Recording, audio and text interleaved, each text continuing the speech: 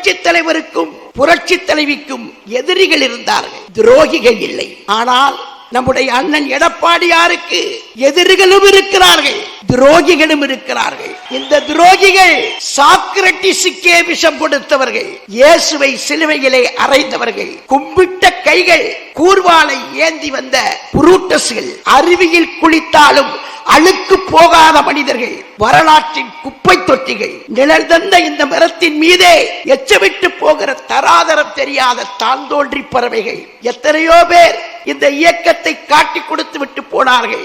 ஆனாலும் இந்த இயக்கம் அழிந்து விடவில்லை, வீழ்ந்து விடவில்லை. போனவர்கள் எல்லாம் 10ஓடு 11 இத்தோடு இது ஒன்றுதான், அவ்வளவுதான். ஆனால் யாரும் தப்பு கணக்கு போட்டு விடாதீர்கள், எழுதி வைத்துக் கொள்ளுங்கள்.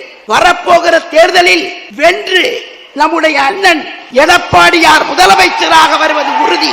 அதை எந்த எரிமலையானாலும் புயலானாலும் பூகம்பமானாலும் தடுக்க முடியாது.